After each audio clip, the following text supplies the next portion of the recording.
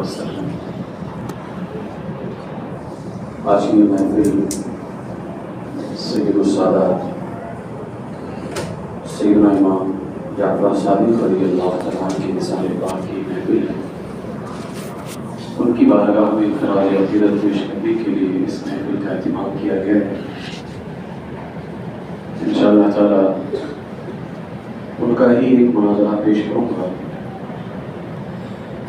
توجہ سے اگر بات سنیں گے تو انشاءاللہ ایمان میں مضبوطی بھی پیدا ہوگی اور لطف اتنا زیادہ آئے گا کہ آج تک شاید ان کی محفل میں اتنا لطف نہیں آیا ہوگا، اس لیے کہ جب بات علمی ہوتی ہے تو لطف بہت زیادہ آتا ہے۔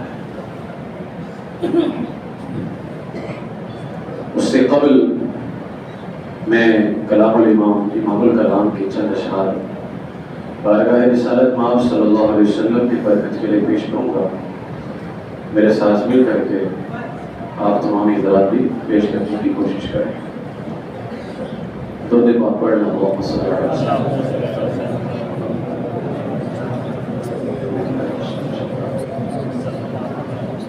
سرور کہوں کہ مالک و مولا کہوں تجھے، سرور کہوں کہ مالک و مولا کہوں تجھے، سرور کہوں کہ مالک و مولا کہوں تجھے، سرور کہوں کہ مالک و مولا کہوں تجھے، سرور کہوں کہ مالک و مولا کہوں تجھے، باب خلیل کا گل زیبا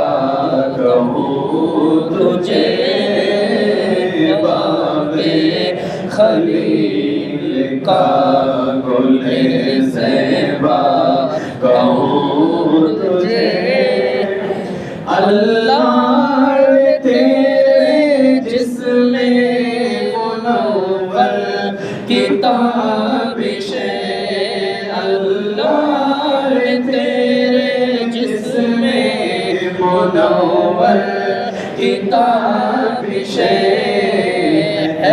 جانے جانے جانے تجلی کہوں تجھے،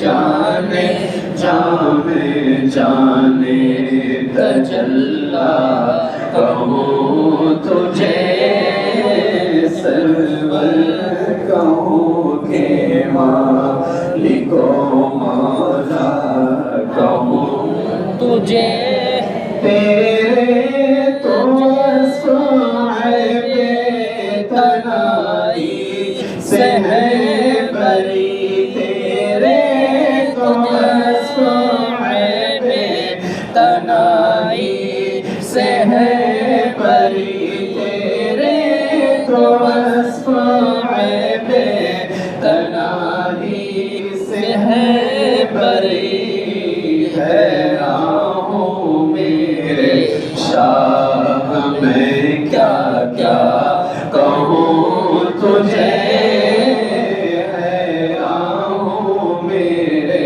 شاہ میں کیا کیا کہوں تجھے، میرے تو بس عیب تناہی سے ہے بری، آپ کی خوبیاں ختم ہونے سے بھی پاک ہیں، ختم نہیں ہو سکتی، بندہ کتنا ہی بیان کرتا جائے۔ تو اللہ فرماتے ہیں کیا کیا کرو، تیرے تو صاحب تنائی سے ہے بری، تیرے تو صاحب تنائی سے ہے بری، ہے راہوں میرے شاہ ہمیں کیا کیا کہوں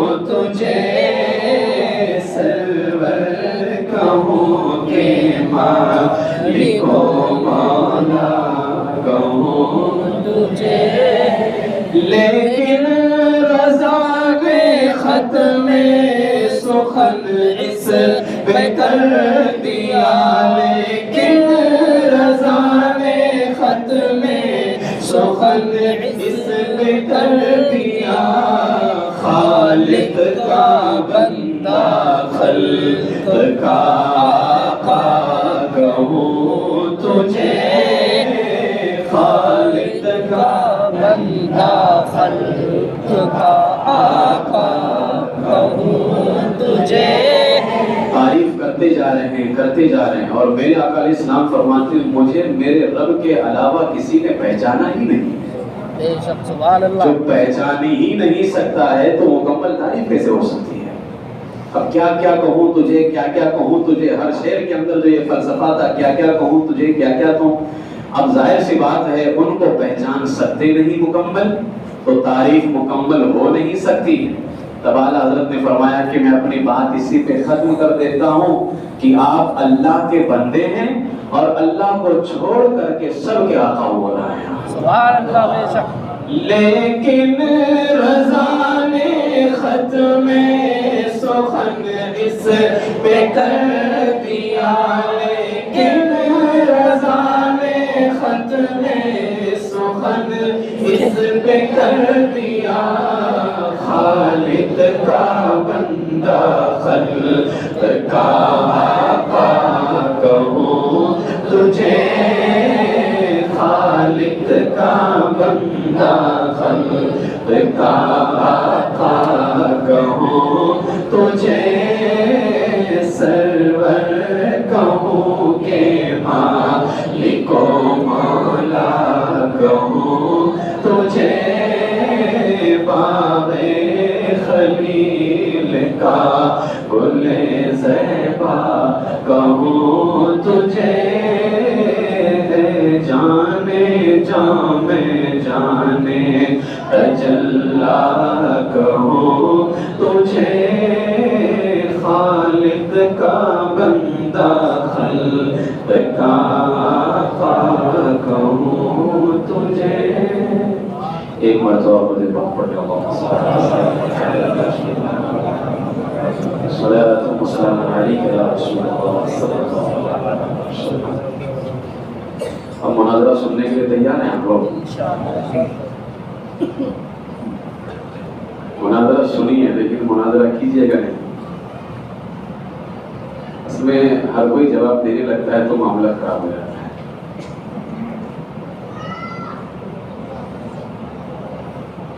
سیدنا امام جعفر صادق رضی اللہ تعالیٰ کی حیات طیبہ، آپ کا علمی مقام، آپ کی شان و شوکت کیا ہے، یہ بالکل واضح ہے۔ قرآن مقدس کے اندر جہاں کہیں بھی فضائل اہل بیت کا ذکر ہے اس میں آپ کا بھی حصہ شمار ہے۔ احادیث رسول صلی اللہ علیہ وسلم میں جہاں کہیں بھی اہل بیت اطہار کی عظمت و شان بیان کی گئی ہے اس میں آپ کا بھی حصہ شامل ہے۔ سیدی اعلیٰ حضرت علیہ الرحمہ نے فتاوی رضویہ شریف کے اندر لکھا ہے کہ امام جعفر صادق رضی اللہ تعالیٰ عنہ، یعنی مولا علی رضی اللہ، جو اہل بیت میں جو امام حضرات ہیں ائمہ، ان میں مولا علی رضی اللہ تعالیٰ عنہ سے لے کر کے امام حسین رضی اللہ تعالیٰ عنہ، پھر ان کے بیٹے امام زین العابدین رضی اللہ تعالیٰ عنہ، پھر ان کے بیٹے امام محمد باقر رضی اللہ تعالیٰ عنہ، پھر ان کے بیٹے سیدنا امام جعفر صادق رضی اللہ تعالیٰ عنہ۔ اعلیٰ حضرت نے فتاوی رضویہ شریف کے اندر لکھا ہے مولا علی رضی اللہ تعالیٰ عنہ سے لے کر کے امام جعفر صادق تک سب کے سب مجتہد تھے اور قرآن و حدیث سے مسئلہ نکالنے کی طاقت رکھا کرتے تھے۔ قرآن و حدیث سے مسئلہ نکالنے کے لیے کافی علم کی ضرورت پڑتی ہے۔ جو مسئلے نکلے ہوئے ہیں ان کو پڑھنے کے لیے علم کی ضرورت پڑتی ہے تو نکالنے کے لیے کتنی زیادہ ضرورت پڑے گی۔ لیکن امام جعفر صادق رضی اللہ تعالیٰ عنہ کی یہ شان ہے کہ آپ قرآن سے خود مسئلہ نکالا کرتے تھے اور آپ خود نکالے ہوئے مسئلے پر عمل کیا کرتے تھے، اور ان کی شان اس سے بھی واضح ہوتی ہے دنیا میں سب سے زیادہ 4 اماموں میں سے جن کی پیروی کرنے والے ہیں وہ امام اعظم ابو حنیفہ رضی اللہ عنہ۔ امام اعظم ابو حنیفہ کے پیروکار، آپ کے فالوور دنیا میں سب سے زیادہ ہیں، اور مذہب حنفی کی جامعیت، مذہب حنفی کی تقویت بھی چاروں مذہبوں میں سب سے زیادہ ہے۔ میں کہتا ہوں یہ مذہب جس امام کی طرف نسبت رکھتا ہے وہ امام اعظم ابو حنیفہ رضی اللہ تعالیٰ عنہ، انہوں نے جن کی بارگاہ سے فیض حاصل کیا ہے وہ امام جعفر صادق رضی اللہ تعالیٰ عنہ، یعنی کروڑوں حنفیوں کا امام جہاں سے خیرات لے اسی کو دنیا جعفر صادق رضی اللہ تعالیٰ عنہ کے نام سے یاد کرتی ہے۔ حضرت سیدنا امام جعفر صادق رضی اللہ تعالیٰ عنہ کا رشتہ میں یہ بتا دوں، سیدوں کے نانا لگتے ہیں سیدنا ابوبکر صدیق رضی اللہ تعالیٰ، سیدوں کے نانا لگتے ہیں، کیسے نواسے ہیں، نانا کی شان میں گستاخی کرتے ہیں۔ اب میں بتاتا ہوں، سیدنا جعفر صادق رضی اللہ تعالیٰ کی جو نانی جان ہے اور جو ان کے نانا جان ہے امام جعفر صادق رضی اللہ تعالیٰ، امام جعفر صادق رضی اللہ تعالیٰ کے ابا جان نام معلوم ہے نا، امام باقر، پھر ان کے ابا جان امام زین العابدین، ان کے ابا جان امام حسین، ان کے ابا جان مولا علی رضی اللہ تعالیٰ۔ نانا نانی کا جو واسطہ ہوتا ہے وہ ماں کی طرف سے آتا ہے نا، ابا جان کا دشمن نہیں آ گیا، امی جان کی طرف سے۔ سیدنا ابوبکر صدیق رضی اللہ تعالیٰ عنہ کی ایک بیوی تھی، ان کا نام تھا اسما بنت عمیس، نام سے خیال رکھو اسما۔ کون ہے یہ؟ سیدنا ابوبکر صدیق رضی اللہ تعالیٰ عنہ کی اہلیہ محترمہ بیوی۔ ان سے ایک بیٹا پیدا ہوا تھا جن کا نام تھا محمد، یعنی ابو بکر کے بیٹے محمد رضی اللہ عنہما، یہ بھی صحابی ہیں اور ابا جان بھی صحابی ہیں۔ ان کی دوسری بیوی جن کا نام تھا ام رومان، اسما کا نام الگ، ام رومان کا نام الگ۔ ان سے ایک بیٹا پیدا ہوا جن کا نام ہے عبد الرحمن رضی اللہ عنہ، یعنی آپ کی 2 بیویاں اسما ام رومان، ابو بکر صدیق رضی اللہ تعالیٰ عنہ کی 2 بیویاں اسما ام رومان۔ اسما سے بیٹا پیدا ہوا جن کا نام محمد، اور ام رومان سے بیٹا پیدا ہوا جن کا نام عبد الرحمن۔ اتنی بات سمجھ میں آ گئی؟ اب وہ جو بیٹے ہیں نا سیدنا صدیق اکبر رضی اللہ عنہ کے، ان کے یہاں ایک بیٹا پیدا ہوا جن کا نام تھا قاسم۔ تو اب یہ قاسم صدیق اکبر کے کیا لگیں گے؟ زور سے بولیے کیا لگیں گے؟ کوئی بہت بڑا مسئلہ نہیں پوچھا ہوں، بیٹے کا بیٹا کیا ہوتا ہے؟ پوتا ہی تو ہوتا ہے۔ تو محمد ابو بکر صدیق رضی اللہ عنہ کے بیٹے اور محمد کے بیٹے قاسم، تو حضرت قاسم صدیق اکبر رضی اللہ عنہ کے کیا لگیں گے؟ پوتے لگیں گے۔ اتنی بات سمجھ میں آ گئی؟ دوسرے بیٹے کون تھے؟ عبد الرحمن رضی اللہ عنہ، ان کے یہاں ایک بیٹی پیدا ہوئی جن کا نام اسما رکھا گیا۔ کیا رکھا گیا؟ اسما۔ تو اب آپ یوں سمجھ لیں کہ سیدنا صدیق اکبر رضی اللہ تعالیٰ عنہ کے بیٹے محمد کے یہاں بیٹا پیدا ہوا، نام قاسم رکھا گیا۔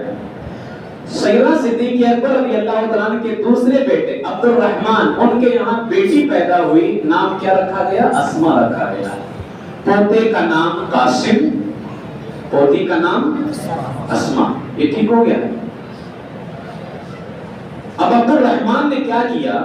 جو سیدنا صدیق اکبر رضی اللہ تعالیٰ عنہ کے بیٹے، انہوں نے کیا کیا؟ اپنی بیٹی کا نکاح، اپنی بیٹی کا نکاح انہوں نے اپنے بھتیجے قاسم بن محمد سے کر دیا۔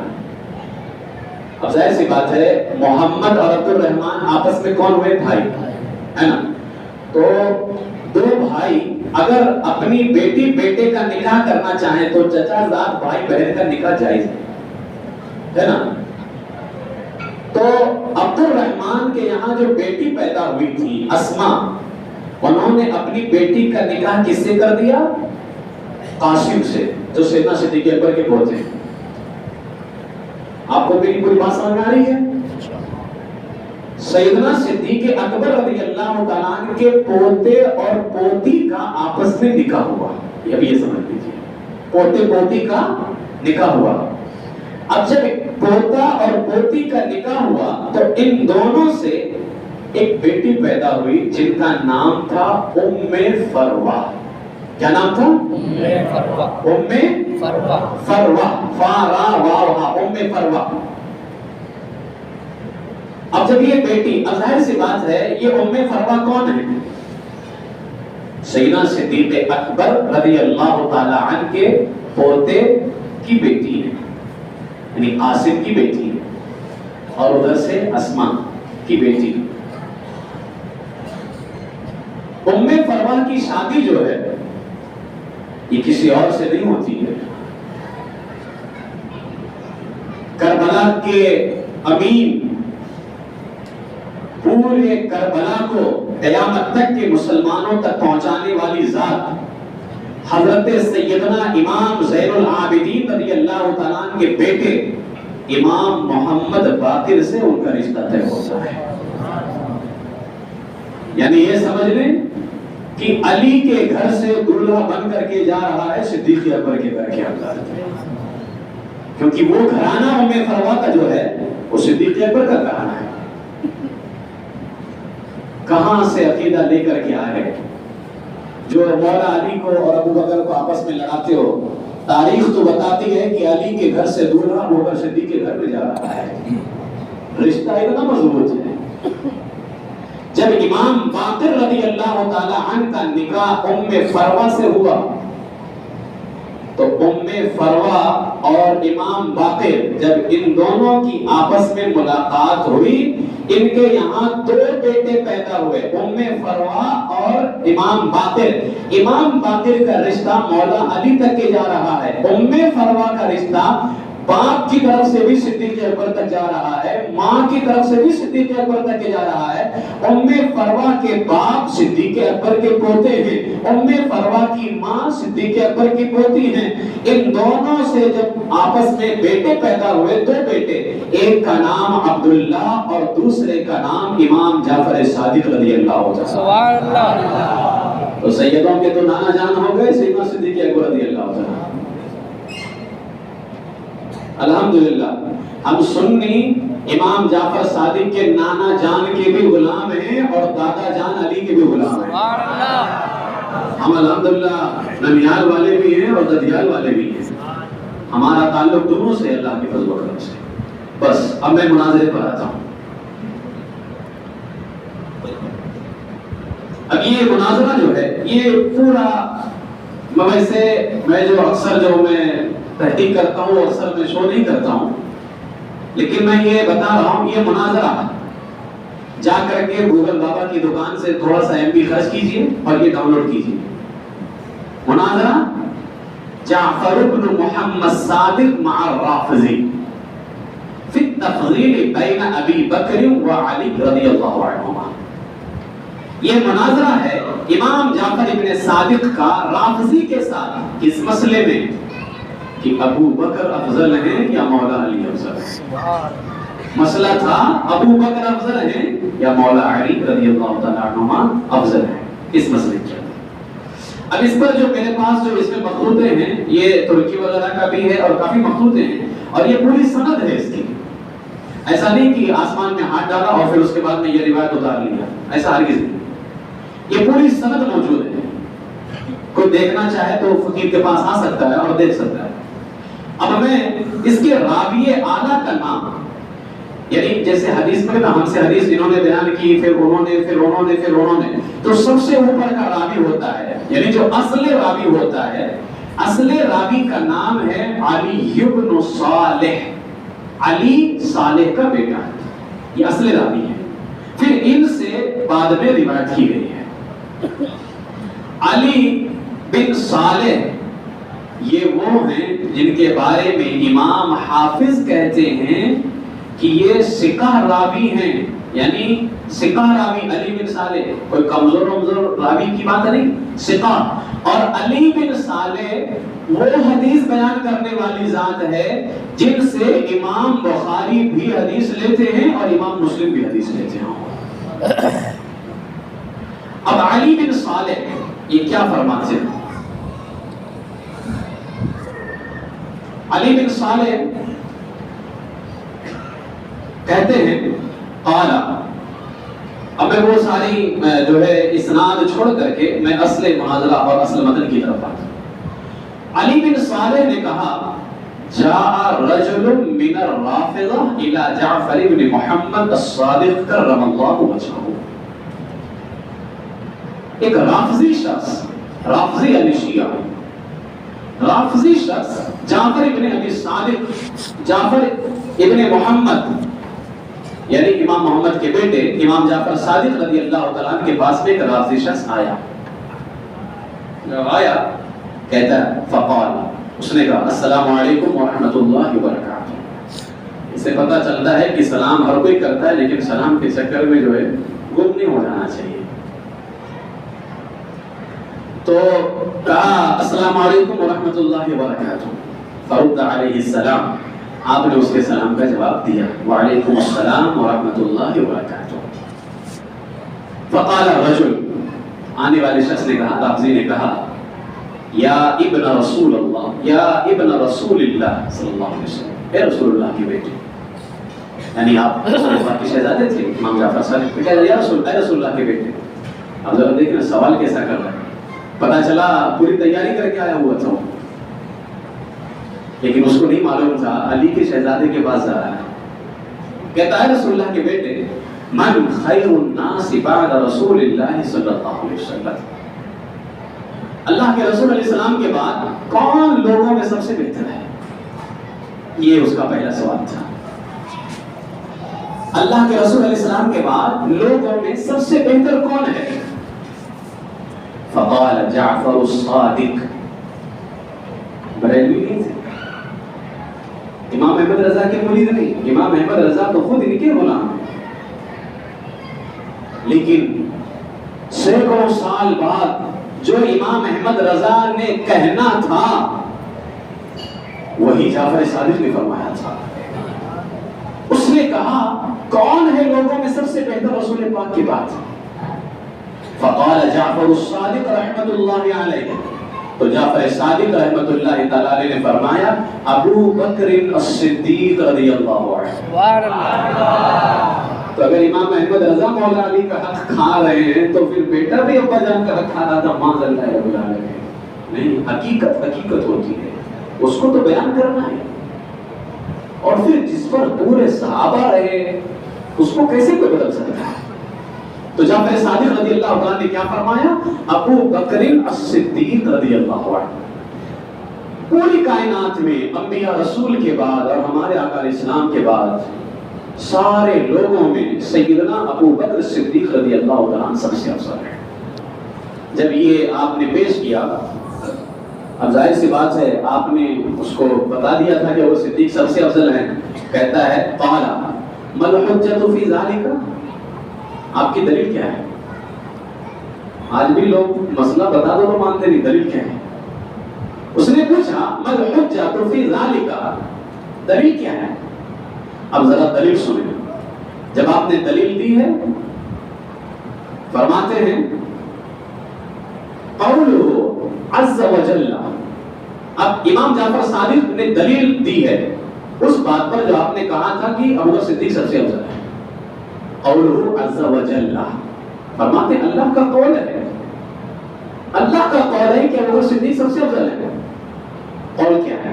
الا تنصروه فقد نصره الله اذ اخرجه الذين كفروا ثاني اثنين اذ هما في الغار اذ يقول لصاحبه لا تحزن ان الله معنا.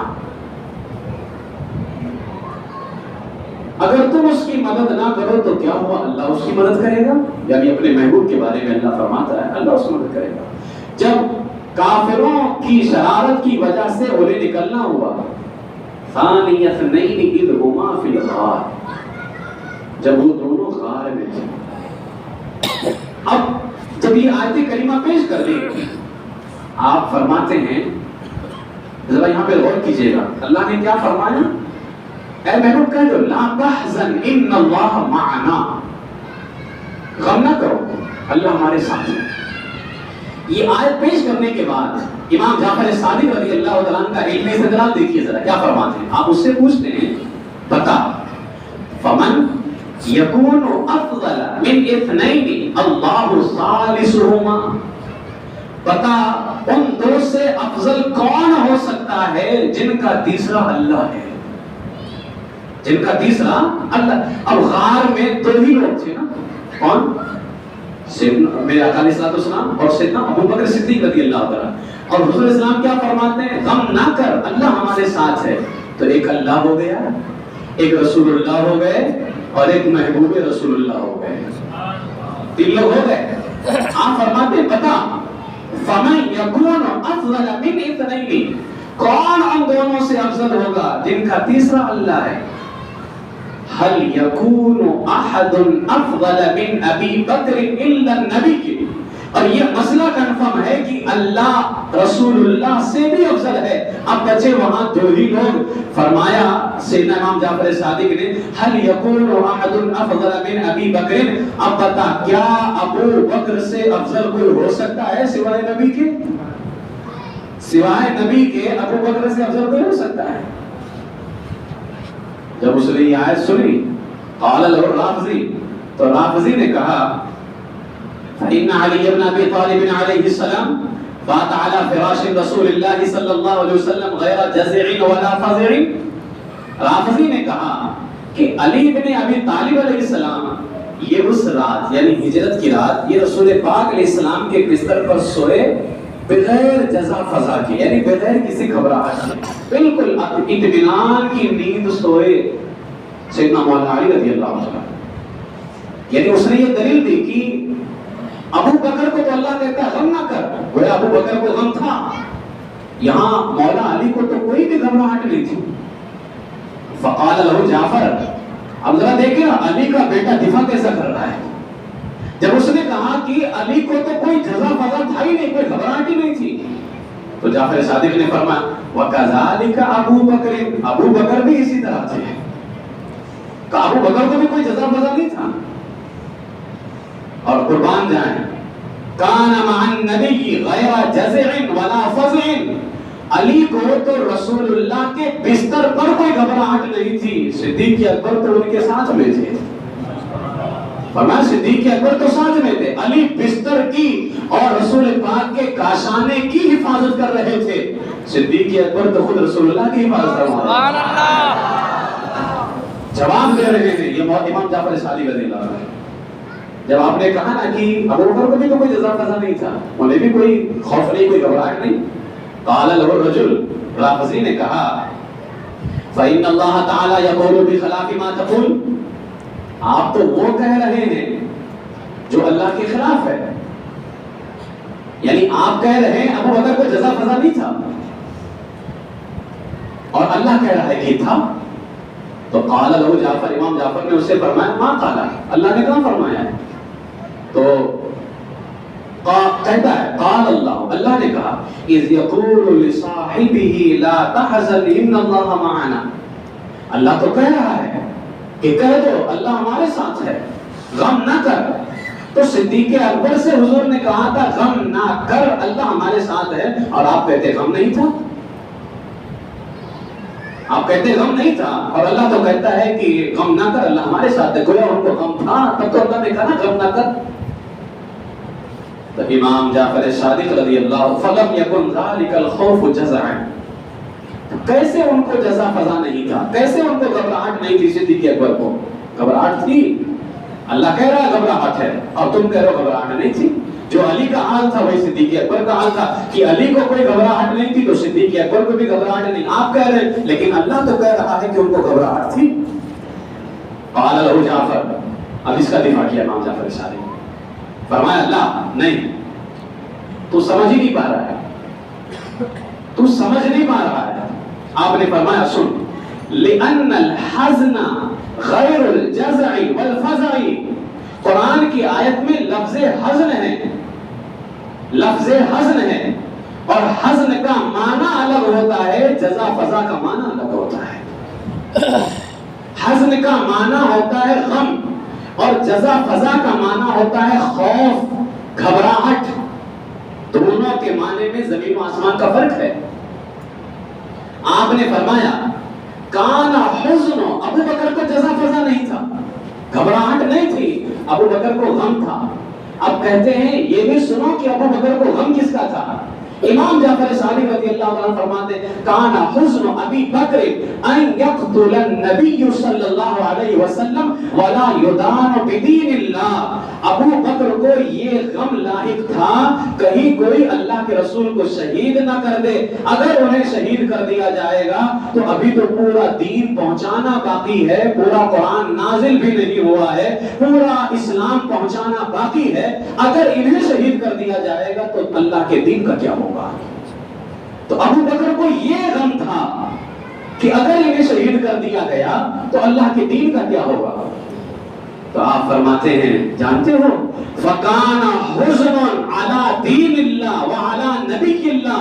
ابو بکر کو غم کسی اور کا نہیں تھا، اللہ کے نبی کا تھا اور اللہ کے دین کا تھا، اپنا نہیں تھا۔ اپنے والے کو جزا فضا بولتے ہیں، تو یہ حال تو مولا علی کا بھی تھا کہ ان کو اپنی کوئی خوف نہیں، اپنی کوئی گھبراہٹ نہیں، اور یہی حال صدیق اکبر کا بھی تھا۔ ہاں حزن، غم، تو یہاں صدیق اکبر کو رسول اللہ کا غم لاحق تھا۔ خود امام جعفر صادق فرماتے ہیں وَلَمْ يَكُنْ حُزْنُهُ عَلَى نَفْسِهِ۔ ابو بکر کو اپنا کوئی غم نہیں تھا، غم تھا تو اللہ کے دین کا تھا، غم تھا تو اللہ کے نبی کا تھا۔ آپ فرماتے ہیں سنو اگر تم یہ نہ مانو کہ نہیں ان کو اپنا غم تھا، اپنا غم تھا، تو فرماتے ہیں کئی فوقد الساعته اکثر من 100۔ خواہش فرماتے ہیں بتا 100 سے زائد مرتبہ سانپ نے ڈنک مارا، تب تو ابو بکر کو کوئی خوف نہیں آیا۔ اگر انہیں اپنا خوف ہوتا تب تو سانپ نے 1-2 مرتبہ نہیں 100 سے زیادہ مرتبہ ڈنک مارا، لیکن حال کیا تھا؟ فما قال حس ولا ناف، سین تک نہ کیا آپ نے، ایڑی لگائے بیٹھے رہے، یہ نکلے گا، ایڑی کیوں لگا کے بیٹھے رہے؟ 100 سے زیادہ ڈنک کیوں کھایا؟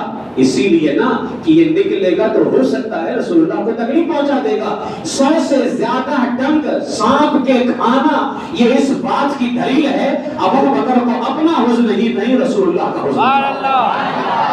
اگر اپنا ہوتا تو ایک ڈنک بھی برداشت نہ ہوتا، لیکن رسول اللہ کی محبت میں 100 سے زیادہ کھا گئے ہو۔ یہ کہاں نہ تو وہ رافضی لاجواب ہو گیا، بالکل لاجواب ہو گیا، پوری تیاری کے ساتھ اصل میں آیا ہوا تھا، جیسے آج ہمارے یہاں پوری تیاری کے ساتھ آیا۔ اچھا یہاں بھی دیکھنا ذرا سا پورا مناظرہ آپ دیکھ لو، سامنے والا قرآن ہی پڑھ رہا ہے، اس سے بھی پتا چلا کہ ہر قرآن پڑھنے والے کے چکر میں نہیں آنا چاہیے۔ اب دیکھو سر کیا کہتا ہے، یہاں خاموش ہو گیا، نہیں بول پایا کچھ۔ قال رافضی نے کہا فإن الله تعالى إنما وليكم الله ورسوله والذين آمنوا الذين يقيمون الصلاة ويؤتون الزكاة وهم راكعون۔ بے شک اللہ تمہارا مددگار ہے، اس کا رسول تمہارا مددگار ہے، اور وہ لوگ تمہارے مددگار ہیں جو نماز قائم کرتے ہیں، زکات دیتے ہیں جبکہ وہ رکوع کی حالت میں ہوتے ہیں۔ اصل میں مولا کائنات رضی اللہ عنہ حالت رکوع میں تھے، ایک مرتبہ کوئی مانگنے والا آ گیا، بڑا ہی درد بڑے انداز مانگ رہا تھا، تو آپ نے حالت رکوع میں ہی اس کو صدقہ کر دیا۔ تو اللہ فرماتا ہے اللہ تمہارا مددگار ہے، اس کا رسول، اور وہ ایمان والا تمہارا مددگار ہے جو نماز قائم کرتا ہے، زکات دیتا ہے جبکہ وہ حالت رکوع میں ہوتا ہے۔ تو اس نے کہا، آیت پڑھ کر کے کہتا ہے اے رسول اللہ کے بیٹے، نزل فی علی بن ابی طالب، یہ آیت ابو طالب کے حق میں، علی ابن ابی طالب کے حق میں نازل ہوئی ہے، مولا علی کی شان میں۔ کب؟ حین تصدق بخاتمہ وهو راکع، کہ جب وہ رکوع کی حالت میں تھے، کوئی مانگنے والا آیا تو انہوں نے اپنی انگوٹھی مانگنے والے کو صدقہ کر دیا تھا۔ حالت رکوع میں اپنی انگوٹھی مانگنے والے کو صدقہ کر دیا، اور اللہ فرماتا ہے اللہ مددگار ہے، اس کا رسول مددگار ہے، اور پھر کہا وہ مددگار ہے جو حالت رکوع کے اندر صدقہ کرتا ہے۔ اور یہ آیت مولا علی کی شان میں نازل ہوئی، یہ اس نے رافضی نے پیش کیا۔ فقال جب مولا علی نے اپنی انگوٹھی صدقہ کی تھی نا تو ہمارے آقا علیہ السلام نے بھی فرمایا تھا فقال النبی صلی اللہ علیہ وسلم الحمدللہ الذی جعلها فی وفی اہل بیتی، اللہ کا شکر ہے جس نے ایسے لوگوں کو میرے گھر میں اور میری اہل بیت اطہار میں پیدا فرمایا ہے۔ تو رافضی نے کہا یہ آیت اس بات پر دلیل ہے کہ مولا علی رضی اللہ تعالیٰ ابو بکر سے افضل ہے۔ جب یہ آیت پیش کر لیا فقال له جعفر، فقال له جعفر، تو امام جعفر صادق رضی اللہ تعالیٰ نے فرمایا، آپ نے کیا فرمایا؟ آپ کہتے ہیں الآیۃ التی فی السورہ، الآیۃ التی قبلها فی السورۃ اعظم منها، اس سے پہلے جو آیت میں نے پڑھی تھی نا انما ولیکم اللہ ورسولہ، یہ سورہ مائدہ آیت نمبر 55 ہے، اور اس نے آیت نمبر 55 سورہ مائدہ کی پڑھ کر کے کہتا ہے کہ مولا علی رضی اللہ تعالیٰ ابو بکر سے افضل ہیں۔ تو امام جعفر صادق نے فرمایا وہ آیت جو اس سے پہلے ہے اسی سورہ میں، اس آیت میں اس آیت سے بڑی فضیلت بیان کی گئی ہے، یعنی آیت نمبر 54 کے اندر آیت نمبر 55 کی تو فضیلت کے بارے میں کہہ رہا ہے کہ مولا علی کی شان میں نازل ہوئی ہے، تو اس سے پہلے والی آیت اسی سورہ کے اندر آیت نمبر 54 میں جس فضیلت کا ذکر کیا گیا ہے وہ فضیلت اس آیت سے زیادہ بڑی فضیلت ہے۔ وہ کہتے ہیں وہ کون سی آیت ہے؟ یا ایھا الذین آمنوا من یرتد منکم عن دینہ فسوف یأتی اللہ بقوم یحبهم ویحبونہ، اے ایمان والو تم میں سے جو کوئی اپنے دین سے پھر جائے گا تو اللہ ایک ایسی قوم کو لے کر کے آئے گا جس سے اللہ محبت کرتی ہوگی، یعنی اللہ کی ذات محبت کرتی ہوگی اور وہ اللہ سے محبت کرتا ہوگا۔ یہ آیت کریمہ ہے۔ آپ فرماتے جانتے ہو یہ آیت کس کے حق میں نازل ہوئی ہے؟ کہا یہ ابو بکر کے حق میں نازل ہوئی ہے۔ تو اسی سے پہلے والی آیت اس میں بڑی فضیلت ہے، جس آیت میں بڑی فضیلت ہے وہ بڑی فضیلت والی آیت ابو بکر کی شان میں نازل ہوئی ہے۔ اب کیسے؟ خود بیان فرما رہے ہیں، کیونکہ اس میں ارتداد کا، یعنی اے ایمان والو تم میں سے جو کوئی اپنے دین سے پھر جائے گا اللہ ایک ایسی قوم کو لے کر کے آئے گا جس سے اللہ محبت کرتا ہوگا اور وہ اللہ سے محبت کرتا ہوگا۔ اب آپ فرماتے ہیں سنو وکان الارتداد، دین سے پھرنا سب سے پہلے کب ہوا ہے؟ ہمارے آقا علیہ الصلوۃ والسلام نے دین پہنچایا، سب نے دین قبول کیا، اب دین سے پھرنا، دین چھوڑنا یہ سب سے پہلے کب پیش آیا ہے؟ آج بھی لوگ دین چھوڑ رہے ہیں لیکن سب سے پہلے کب پیش آیا ہے؟ کہتے ہیں وکان الارتداد بعد رسول اللہ صلی اللہ علیہ وسلم، رسول پاک علیہ السلام کے بعد میں ارتداد کا معاملہ پیش آ گیا تھا، لوگ دین چھوڑ رہے تھے۔ کیسے؟ کہتے ہیں ارتدت العرب بعد رسول اللہ، اللہ کے رسول الاسلام کے بعد عرب نے دین چھوڑ دیا، واجتمعت الکفار بنہاوند، عراق اور ایران کے درمیان جو علاقہ ہے اس کو نہاوند کہتے ہیں، تو جن لوگوں نے دین کو چھوڑا تھا وہ سارے کفار نہاوند کے اندر جمع ہو گئے۔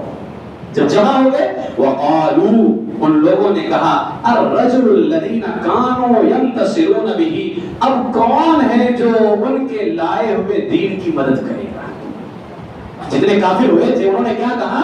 اب کون ہے؟ ابھی تک تو رسول اللہ مدد کرتے تھے لیکن اب وہ تو دنیا سے جا چکے ہیں، اب کون ہے جو ان کے دین کی مدد کرے گا، ان کے دین کی حفاظت کرے گا؟ اور جبکہ وہ نبی معاذ اللہ مر چکے ہیں، اب کون ہے جو مدد کرے گا؟ حتی قال عمر رضی اللہ عنہ، اصل یہ مسئلہ پیش آیا تھا کہ ان لوگوں نے کہا تھا کہ ہم زکوٰۃ نہیں دیں گے، اب زکوٰۃ کا انکار کرنا کفر ہے، دین چھوڑنا ہے، کیونکہ زکوٰۃ یہ نص قطعی سے ثابت ہے، زکوٰۃ کا انکار قرآن کا انکار ہے، کفر ہے۔ تو سیدنا ابوبکر صدیق رضی اللہ تعالیٰ نے جہاد کا اعلان کر دیا کہ میں ان سے جہاد کروں گا، میں ان سے۔ اب دیکھیں قرآن کی آیت میں کیا تھا؟ اللہ نے فرمایا جو دین سے پھرے گا اللہ اسی قوم کو لے کر کے آئے گا۔ اب وہ کون کھڑا ہو رہا ہے؟ پہلا مرد قلندر صدیق اکبر رضی اللہ تعالیٰ کھڑے ہو رہے ہیں۔ جب صدیق اکبر نے جہاد کا اعلان کیا زکوٰۃ کا انکار کرنے والوں کے خلاف، قال عمر، تو عمر رضی اللہ تعالیٰ نے فرمایا اقبل منہم الصلاۃ ودع لہم الزکاۃ، فقال، یعنی آپ ان کو چھوڑ دیجئے، وہ نماز تو قائم کرتے ہیں، زکوٰۃ کا صرف انکار کرتے ہیں، تو کیا زکوٰۃ نہ دینے کی وجہ سے آپ اتنا بڑا قدم اٹھائیں گے کہ جہاد کریں گے؟ جبکہ نماز تو پڑھتے ہیں۔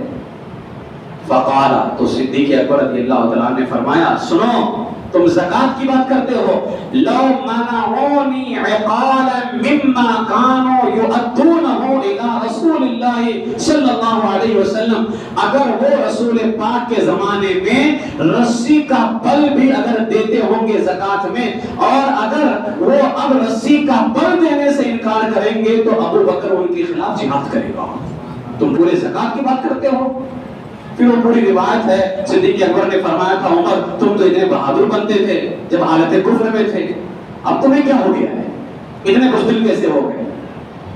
اب صدیق اکبر رضی اللہ عنہ نے کیا فرمایا؟ فرماتے ہیں سنو، لقاتلتهم علیہ، جو رسی کا بل رسول اللہ کے زمانے میں دیتا تھا اب اگر انکار کرے گا میں اس کے ساتھ جہاد کروں گا۔ آپ نے فرمایا سنو، لَبِشْتَمَعَ عَلَيَّ عَدَدُ الْحَجَرِ وَالْمَدَرِ، فرمایا اگرچہ میرے مقابلے میں جمع ہونے والے پتھروں کے تعداد کے برابر ہو جائیں، یعنی زمین میں جتنے پتھر ہیں اتنے تعداد میں لوگ ہو جائیں، والمدری، اور جتنے کنکر ہیں ڈھیلے ہیں اگر ڈھیلوں کے برابر بھی میرے مقابلے میں آ جائیں، والشوکی والشجری، اور درخت اور پتوں کے برابر بھی اگر لوگ میرے مقابلے میں آ جائیں، اتنا ہی نہیں فرمایا والانسی والجنی، انسانوں اور جناتوں کے برابر بھی اگر میرے مقابلے میں آ جائیں کہ یہ سارے کے سارے زکات کا انکار کرنے والے ہیں اور وہ جتنے انکار کرنے والے ہیں ان کی تعداد پتھروں کے برابر ہو، ان کی تعداد ڈھیروں کے برابر ہو، ان کی تعداد درختوں اور پتوں کے برابر ہو، ان کی تعداد انسانوں اور جناتوں کے برابر ہو، آپ فرماتے لقاتلتهم وحدی، میں تنہا بھی رہ جاؤں گا تو ابو بکر تنہا ان سے لڑائی کرے گا۔ کیسے ہمت ہوئی کہ اللہ نے جو فرض فرمایا ہے اس کا انکار کرے گا، یہ ہے جگر۔ فرمایا لقاتلتهم وحدی، میں ان سے اکیلے لڑوں گا۔ جب اتنا بیان کر دیا نا جعفر صادق نے، فرمایا سن، وَكَانَتْ هَذِهِ الْآيَةُ أَفْضَلَ لِأَبِي بَكْرٍ، یہ آیت بتا رہی ہے کہ ابو بکر سب سے افضل ہے، یہ آیت بتا رہی کہ ابو بکر سب سے افضل ہے، اس لیے کہ دین سے پھرنے والوں کے خلاف سب سے پہلے جس نے جنگ کا اعلان کیا ہے وہ صدیق اکبر رضی اللہ تعالیٰ عنہ، اور کتنے جذبے سے اعلان کیا کہ اگر میں اکیلا بھی رہا تو بھی لڑوں گا، پھر خاموش ہو گیا بیچارہ۔ قال الرافضی، قال له الرافضی، پھر رافضی نے ایک آیت اور پڑھی، کہتا ہے فإن اللہ تعالی قال، اللہ تعالیٰ کہتا ہے قرآن میں الذین ينفقون اموالهم باللیل والنہار سرا وعلانیہ، وہ لوگ جو اپنا مال خرچ کرتے ہیں رات میں دن میں چھپ کر کے اور ظاہر کر کے، رات میں دن میں چھپ کر کے اور ظاہر کر کے، تو اس نے آیت پڑھ کر کے کہا اے رسول اللہ کے بیٹے، نزلت فی علی علیہ السلام، یہ آیت تو علی علیہ السلام کے حق میں نازل ہوئی ہے کہ حضرت علی رضی اللہ عنہ جب اسلام لے کر کے آئے تو آپ نے آپ کے پاس میں 4 درہم یا دینار تھے، تو آپ نے 1 درہم جو ہے رات میں خرچ کیا، 1 دن میں خرچ کیا، 1 چھپا کر کے خرچ کیا، اور 1 لوگوں کو ترغیب دینے کے لیے ظاہر کر کے خرچ کیا۔ تو یہ آیت تو علی علیہ السلام کی شان میں نازل ہوئی ہے، اور کہتا ان کے پاس میں 4 دینار تھے، مولا علی کے پاس میں 4 دینار تھے، فانفق دینارا باللیل، تو 1 دینار رات میں خرچ کیا، و دینارا بالنہار، 1 دینار دن میں خرچ کیا، و دینارا سرا، 1 دینار چھپا کر کے دیا، و دینارا علانیہ، 1 دینار دکھا کر کے دیا، یعنی ظاہر کر کے دیا۔ فنزلت فیہ ہذہ الآیہ، تو یہ آیت مولا علی کی شان میں نازل ہوئی ہے، یعنی مولا علی کی یہ شان ہے دن رات دکھا کر چھپا کر کے وہ اللہ کی راہ میں خرچ کرتے ہیں۔ فقال له جعفر علیہ السلام، تو اس نے یہ پیش کر کے کہنا چاہا کہ علی وہ ذات ہے جس نے رات میں بھی خرچ کیا، دن میں بھی خرچ کیا، دکھا کر کے بھی خرچ کیا، چھپا کر کے بھی خرچ کیا، تو جو اتنا اللہ کی راہ میں خرچ کرے وہ سب سے افضل ہوتا ہے۔ فقال له جعفر علیہ السلام، تو امام جعفر رضی اللہ تعالیٰ نے فرمایا اگر ایسی بات ہے تو لأبی بکر رضی اللہ عنہ افضل من هذه فی القرآن، اگر ایسی بات ہے تو قرآن میں اس سے زیادہ فضیلت والی آیت ابو بکر کی شان میں نازل ہوئی ہے۔ اگر خرچ کرنے کی بات ہے تو اس سے زیادہ فضیلت ابو بکر کی شان میں نازل ہوئی ہے۔ قال اللہ تعالی، اب علی کا شہزادہ پڑھ رہا ہے قرآن، فرماتے ہیں واللیل اذا یغشی، اب میں پورا ترجمہ نہیں کرتا ہوں، واللیل اذا یغشی ایک طرح سے یہ قسم ہے، اللہ نے قسم اٹھائی، واللیل اذا یغشی، رات کی قسم قسم اللہ والنہار اذا تجلی وما خلق الذکر والانثى ان سعیکم لشتی. اب یہاں تک رہنے دیجیے. آگے فرمایا فاما من اعطى واتقى. کون ہے جو دیتا ہے اور ستھرا کرتا ہے؟ کون ہے جو دیتا ہے اور اپنا مال ستھرا کرتا ہے، پاکیزہ کرتا ہے؟ وصدق بالحسنى. پہلے میں پوری آیت پڑھ دیتا ہوں پھر میں ترجمہ کرتا ہوں. مولا علی رضی اللہ عنہ کے شہزادے نے کہا واللیل اذا یغشی قسم اللہ والنہار اذا تجلی وما خلق الذکر والانثى ان سعیکم لشتی. اب کہتے ہیں فاما من اعطى واتقى وصدق بالحسنى ابو بکر فسنيسره لليسرى ابو بکر وسيجنبها الاتقى ابو بکر الذي يعطي ماله يتزكى ابو بکر وما لاحد عنده من نعمة تجزى الا ابتغاء وجه ربه الاعلى ولسوف يرضى ابو بکر. نعرہ تکبیر، نعرہ رسالت، صدیق کا نعرہ، صدیق کا نعرہ، نعرہ حیدری. تو اس نے ایک آیت پڑھ کر کے کہا تھا یا علی. علی کے شہزادے نے پوری سورہ پڑھ کر کے کہا یا ابو بکر یا ابو بکر یا ابو بکر. اس کو ابو بکر کا وظیفہ یاد دلوا دیا. فرماتے ہیں سن فاما من اعطى واتقى وصدق بالحسنى. اللہ فرماتا ہے رہا وہ جس نے اپنا مال دیا اللہ کی راہ میں اور ستھرا کیا. وصدق بالحسنى اور اچھی بات کرتا ہے، سچی بات کرتا ہے. کون ہے؟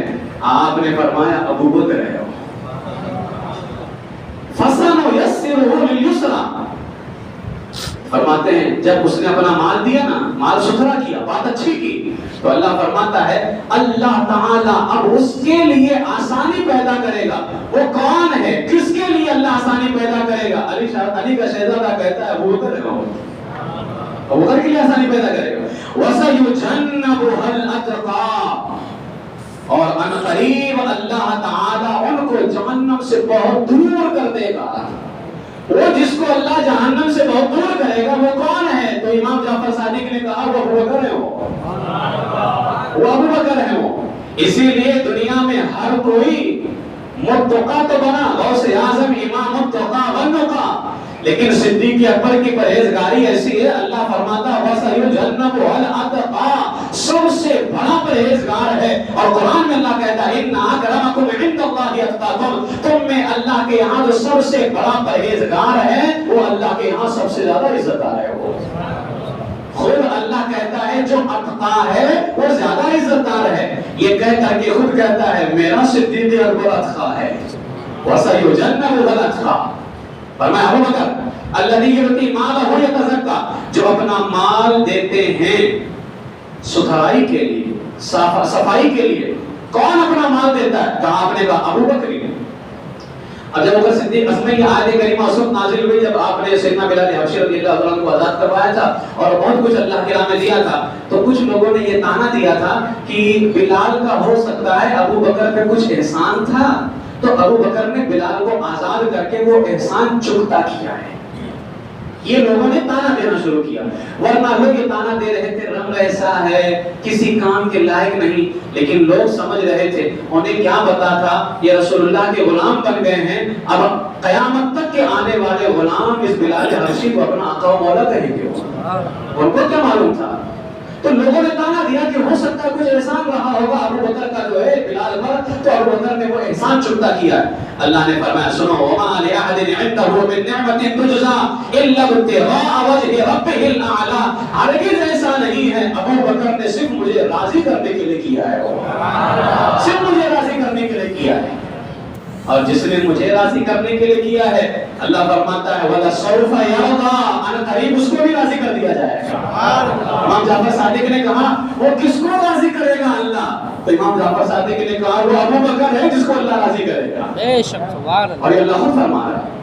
اب یہ آیت پڑھنے کے بعد میں یعنی اس نے ایک آیت پیش کر کے کہا تھا کہ یہ تو مولا علی کی شان میں نازل ہوئی ہے، تو علی کے بیٹے نے پوری سورہ پڑھ کر کے بتایا کہ ایک آیت تو پیش کرتا ہے، علی کا شہزادہ پوری سورہ پڑھ کر کے کہتا ہے کہ پوری سورہ ہو کر کے شان میں نازل ہوئی۔ سبحان اللہ۔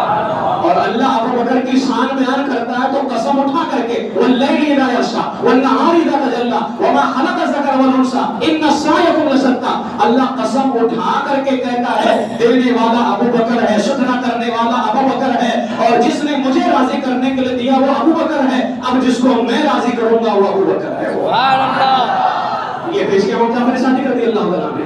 اب کہتے ہیں سن انفق مالہ علی رسول اللہ صلی اللہ علیہ وسلم، تو نے کہا تھا نا 4 دینار مولا علی رضی اللہ تعالیٰ نے خرچ کیے، مولا علی کا وہ 4 دینار خرچ کرنا، اب مولا علی کے بعد پوری امت مل کر کے سونا بھی خرچ کرے تو مولا علی کے 1 دینار کے کروڑویں حصے کے برابر بھی نہیں ہو سکتا ہے، ٹھیک ہے، یہ بات یاد رکھنا ہمیشہ، ان کی برابری نہیں کر سکتا، لیکن ان کے بھی آقا و مولا ہیں سیدنا ابو بکر صدیق رضی اللہ تعالیٰ۔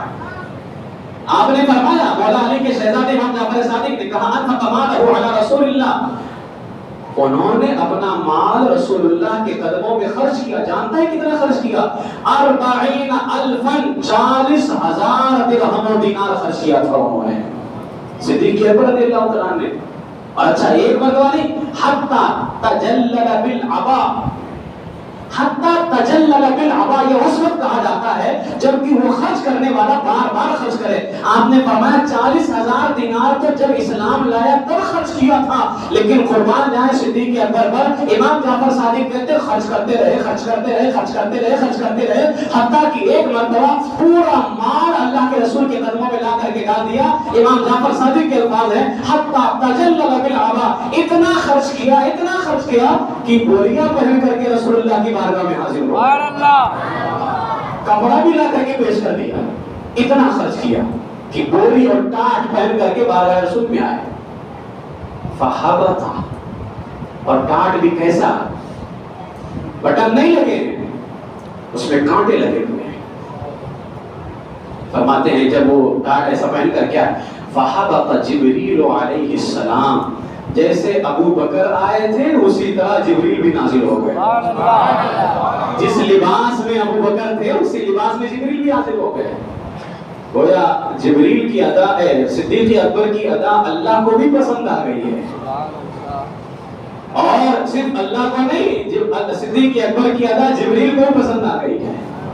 گویا جبریل بھی کہنا چاہتے ہیں ابو بکر تمہارے ہی رنگ میں رنگا جائے گا، تم جس طرح سے آئے ہو مجھے بھی حکم ہوا ہے اسی طرح سے میں حاضر ہو جاؤں۔ خیر اب حاضر ہو گئے بارگاہ رسول میں، سیدنا جبریل السلام، فقال، آپ نے فرمایا اللہ العلی الاعلی یقریئک السلام، اے اللہ کے رسول وہ اللہ جو اعلیٰ ہے، سب سے بلند ہے، وہ آپ کو سلام بھیجتا ہے، وہ سلام بھیجتا ہے۔ ہم کیوں نہ کہیں مصطفیٰ جان رحمت اللہ، وہ خالق کائنات سلام بھیج رہا ہے، اور سلام لانے والے جبریل امین ہیں۔ تو آپ نے فرمایا اللہ العلی الاعلی یقریئک السلام، اے اللہ کے رسول اللہ آپ کو سلام بھیجتا ہے۔ وَيَقُولُ، اور اللہ کہتا ہے اقرأ علی ابی بکر منا السلام، اللہ نے مجھے کہہ کر کے بھیجا ہے جبریل جا اور میری طرف سے ابو بکر کو سلام پہنچا دے۔ اللہ نے اپنی طرف سے میرے ذریعے ابو بکر کو سلام پہنچایا ہے، سلام پہنچا دیا۔ پھر جبریل کہتے ہیں صرف سلام نہیں پہنچایا اللہ نے، وَقُلْ لَهُ، اللہ نے ان سے کہا ہے، صدیق اکبر سے کہا ہے، کیا کہا ہے؟ اراد انت عنی فی فقرک ھذا ام ساخط، کیونکہ اب جب صدیق اکبر بار بار خرچ کرتے تھے نا، تو ہو سکتا ہے نا انسان ایک بار خرچ کرے تو ٹینشن نہیں لیتا ہے، دوبارہ بھی دینا ہے، تیسری مرتبہ پھر دینا ہے، چوتھی مرتبہ پھر دینا ہے، ہو سکتا ہے بندہ مطلب جو ہے بالکل پریشان ہو گیا ہو، عاجز آ گیا ہو، ایسا ہو سکتا ہے۔ تو جبریل امین نے فرمایا کہ اللہ نے ان سے کہا ہے اراد انت عنی فی فقرک، کہ اس لباس میں کیا تو مجھ سے راضی ہے یا ناراض ہے؟ اس حالت میں کہ بار بار تو خرچ کرتا ہے، بار بار خرچ کر کے پوچھو میرے ابو بکر سے مجھ سے راضی ہے یا ناراض ہے وہ؟ کیا ذات جیسے دیکھیے اللہ کو کسی کی پرواہ نہیں کہ اس سے کون راضی ہوتا ہے کون ناراض ہوتا ہے. ہمیں پرواہ ہے کہ ہمارا خالق ہم سے راضی رہے. لیکن صدیق تمہاری عظمتوں پہ قربان جائیں. اللہ تمہارا بھی محتاج نہیں ہے لیکن اللہ تمہیں مقام عطا فرما رہا ہے. کوئی یہ نہ سمجھے کہ اللہ محتاج ہے. اللہ ان کا بھی محتاج نہیں. اللہ کسی کا محتاج نہیں. فرمایا پوچھو ارادن انت عنی فی فقرک ھذا صاحب میرا ابو بکر راضی ہے یا ناراض ہے؟ جب اتنا سنا نا فقال آپ نے فرمایا اسخط علی ربی عز وجل میں اپنے رب سے ناراض کیسے ہو سکتا ہوں؟ نہیں میری مجال میں اپنے رب سے ناراض ہوں. فرمایا انا عن ربی راض انا عن ربی راض انا عن ربی راض. اے جبریل اللہ کی بارگاہ تک کے پہنچا دو کہ رسول اللہ کی بارگاہ میں کہہ رہا ہوں میں اپنے رب سے راضی ہوں میں اپنے رب سے راضی ہوں میں اپنے رب سے راضی ہوں. 3 مرتبہ کہا اور کہا بارگاہ رسول میں کہہ رہا ہوں کہیں اور نہیں کہہ رہا میں اللہ سے راضی ہوں. اب جب صدیق اکبر نے کہا کہ کہہ دو اللہ ابو بکر راضی ہے رب سے تو پھر اللہ تعالیٰ نے ان سے وعدہ لیا وَوَعَدَهُ اللَّهُ أَن يُرْضِيَهُ. اللہ نے وعدہ لے لیا ابو بکر سے اگر ابو بکر مجھ سے راضی ہے تو اللہ اسے بھی راضی کرے گا. اللہ اسے بھی راضی کرے گا. اگر وہ راضی ہے مجھ سے تو اللہ اسے راضی کرے گا. اور پھر قرآن میں آیت نازل فرمائی وَلَسَوْفَ يَرْضَىٰ اب ان قریب ابو بکر تجھ کو راضی کر دیا جائے گا. امام جعفر صادق نے فرمایا جانتے ہو یہ کون ہے جس کو راضی کیا جائے گا؟ یہ ابو بکر صدیق رضی اللہ عنہ.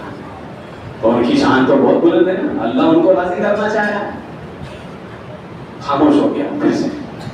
قال واپسی پھر مثلا کوئی تیاری کے ساتھ آیا پھر اس نے کہا فإن اللہ تعالی یقول اللہ تو فرماتا ہے اجعلتم سقایۃ الحاج وعمارۃ المسجد الحرام کمن آمن باللہ والیوم الآخر وجاہد فی سبیل اللہ لا یستوون عند اللہ.